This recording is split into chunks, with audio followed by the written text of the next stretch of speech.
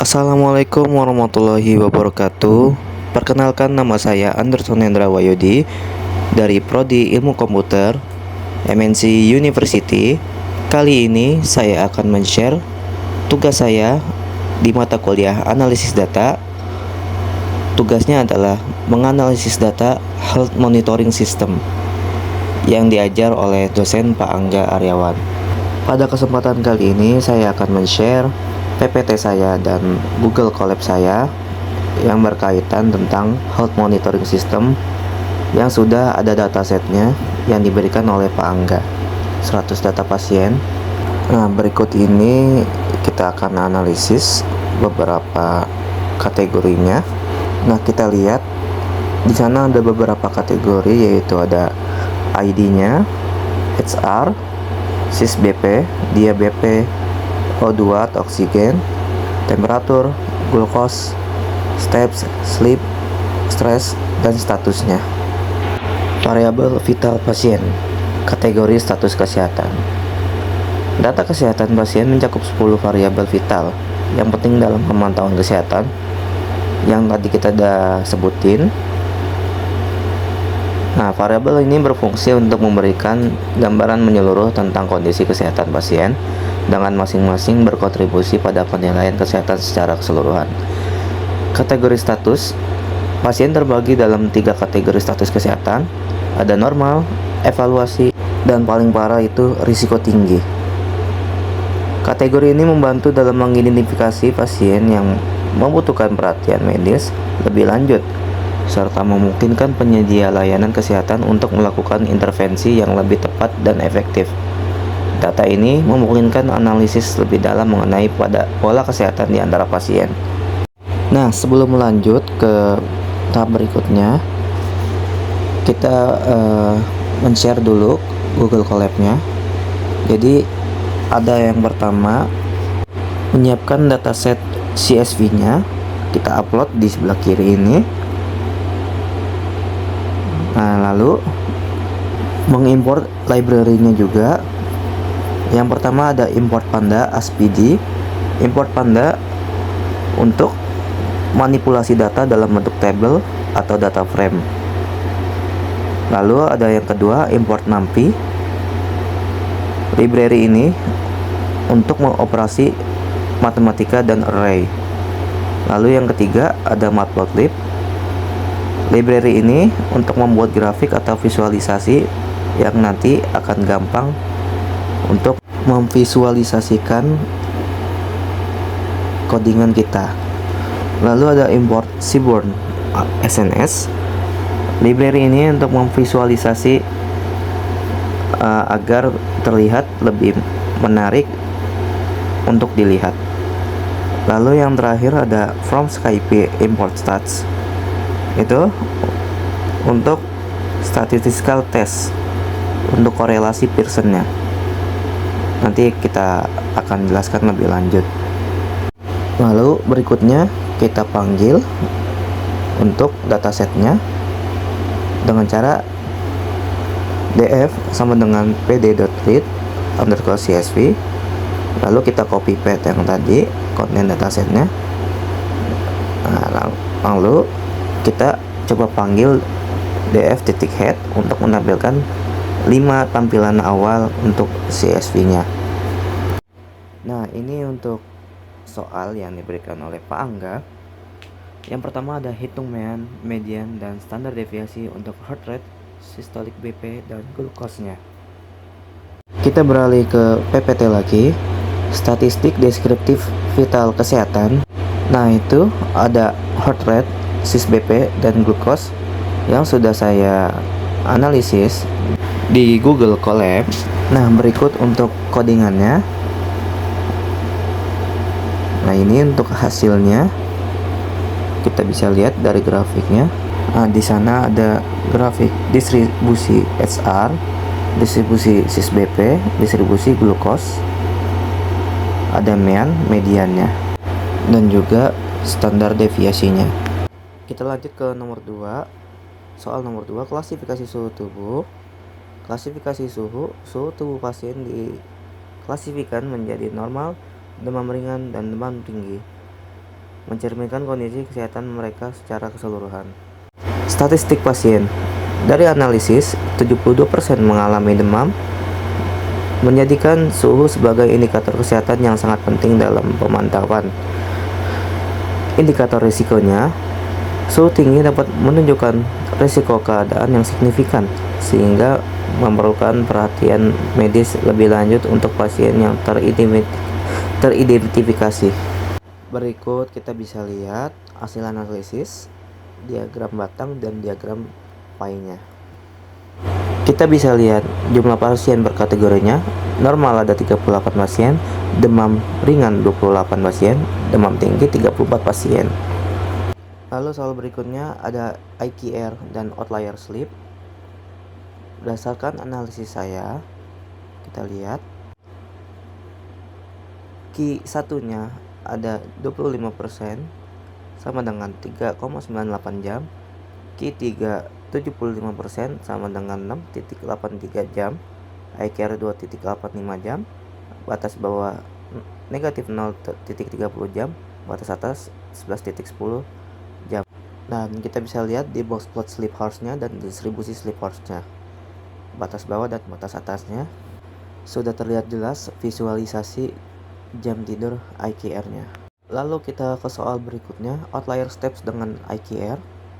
Kita bisa lihat Q1 25% sama dengan 3038 langkah, Q3 75% sama dengan 7600 langkah, IQR-nya 4562 langkah, batas bawah negatif 3806 langkah, batas atas 14444 langkah. Jumlah outliernya adalah 0 pasien. Kita bisa lihat grafik box plot daily steps-nya dan distribusi daily steps-nya. Di sana ada langkah per hari, batas bawah dan batas atasnya. Lalu berikutnya kita ke soal 5, korelasi Pearson. Hasil korelasinya adalah heart rate versus stress sama dengan 0,9882. Korelasinya positif, sangat kuat, karena semakin tinggi stres, heart rate-nya meningkat drastis. Lalu kedua ada glukosa versus cis-BP.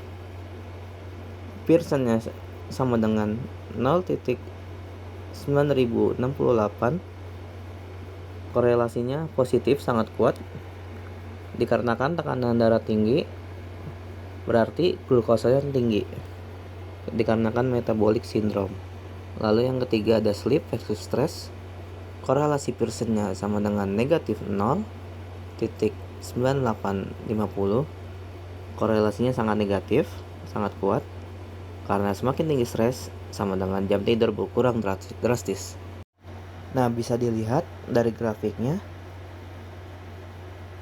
seperti yang sudah saya jelaskan tadi, heart rate versus stress, glucose versus BP, dan sleep versus stressnya. Lalu kita ke slide berikutnya, matriks korelasi positif terkuat yaitu glucose versus cis-BP karena hampir sempurna. Lalu korelasi negatif terkuatnya ada sleep versus stress. Untuk glucose versus cis-BP, Pearson-nya hampir sempurna di angka 0,9963. Lalu korelasi negatif terkuatnya sleep versus stress ada di angka negatif 0,9894. Dan di sini bisa dilihat heart rate, temperatur stres, glucose, dan cis-BP saling berkorelasi positif sangat kuat karena Pearson-nya di atas 0,95. Lalu ada sleep dan steps berkorelasi negatif kuat dengan parameter risiko. O2 berkorelasi negatif dengan semua parameter risiko. Dan kita lihat data menunjukkan kondisi buruk di satu parameter mempengaruhi yang lain. Dan kita bisa lihat heat map matriks korelasinya. Baik, untuk soal berikutnya ada soal 7, regresi linear. Di sini regresi heart rate sama dengan negatif 613.05 plus 18.80 kali tempo, dan R skornya sama dengan 0.9853, yang berarti modelnya menjelaskan 98% variasi datanya sangat baik. Dan untuk RMSE 1.61 bpm. Nah, kita bisa lihat grafiknya, regresi linear, data aktual, garis regresi, dan prediksinya. Untuk prediksinya di angka 110.61 bpm. Data aktualnya bisa ditarik lurus sesuai garis regresi merah tersebut ke atas. Baik, kita langsung lanjut ke soal berikutnya. Regresi polinomial, perbandingan model linear versus polinomial. Kita bisa lihat linear persamaannya glukose sama dengan negatif 44.94 plus 1.98 kali sis BP. Untuk polinomial, glukose sama dengan 271.87 plus kurang 4.0,05 kali sis BP plus 0.0215 x sis BP, yang berarti kesimpulannya pemenangnya adalah model polinomial sedikit lebih baik dikarenakan hasilnya 0.0181. Kedua model hampir identik karena perbedaannya sangat kecil, dan kita bisa lihat grafiknya. Untuk perbandingan linear dan polinomial, linear yang sebelah kiri dan polinomial yang sebelah kanan. Sudah terlihat data aktualnya dan garis merah, garis hijaunya. Kita lanjut ke soal berikutnya, aturan klasifikasi status. Seperti yang dari awal tadi, ada 3 status, yaitu normal, evaluasi, dan resiko tinggi. Untuk status 2, resiko tinggi, heart rate di atas 100 bpm, dan yang lainnya. Status 1, perlu evaluasi, heart rate-nya harus di bawah 100 bpm. Lalu ada status normal, semua parameter dalam batas normal. Nah, kita bisa lihat grafiknya. Untuk normal, evaluasi, dan risiko dari prediksi tersebut. Lalu ke berikutnya soal 10, analisis pasien status sama dengan 2, yang berarti kita menganalisis yang resiko tinggi, yaitu jumlahnya ada 33 pasien. Bisa dilihat perbandingan heart rate, temperatur, oksigen, sleep, dan stresnya. Terlalu signifikan perbedaannya, 100 banding 77, 38 dibanding 36, temperaturnya, dan yang lain-lainnya. Dan bisa dilihat dari grafiknya, heart rate berdasarkan status, temperaturnya, O2-nya, dan stres berdasarkan statusnya, sleep, dan steps-nya sangat berbeda signifikan, sangat jauh. Baik, mari kita lanjut ke soal berikutnya, algoritma deteksi warning. Kita langsung lihat dari grafiknya. Lalu kita lihat grafiknya, karena ini untuk warningnya. Critical O2 kritis kurang dari 90%, ada di 5. Lalu ada warning stres sangat tinggi, lebih dari atau sama dengan 8. Warning O2 rendah kurang dari 93%, demam tinggi lebih dari atau sama dengan 38 derajat Celcius. Warning heart rate tinggi lebih dari 100 bpm. Warning demam ringan lebih dari atau sama dengan 37.5 derajat Celcius. Warning stres tinggi lebih dari atau sama dengan 6.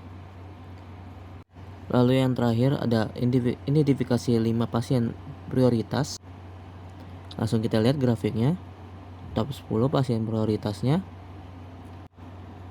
Dan kita bisa lihat distribusi skor prioritasnya. Lalu berikut ada perbandingan pasien prioritas versus normal. heart rate-nya yang prioritas lebih tinggi karena resikonya lebih tinggi, temperaturnya juga lebih tinggi, untuk oksigennya lebih kurang, dan stresnya lebih tinggi dari normal. Dan juga kita lihat grafiknya dari heart rate-nya. Dan berikut ringkasan analisisnya. Berikut dataset total pasien sama dengan 100, untuk normal atau status 0 sama dengan 32, yang evaluasi atau status 1 sama dengan 35, untuk resiko tinggi status 2 sama dengan 33. Temuan utamanya, 54 pasien memiliki warning kondisi kesehatan, 5 pasien prioritas memerlukan perhatian medis segera.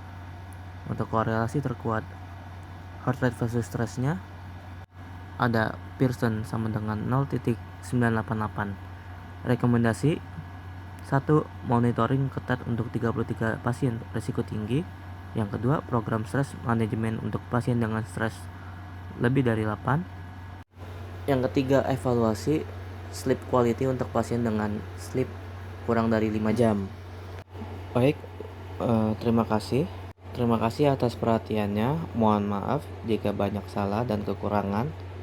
Terima kasih. Wassalamualaikum warahmatullahi wabarakatuh.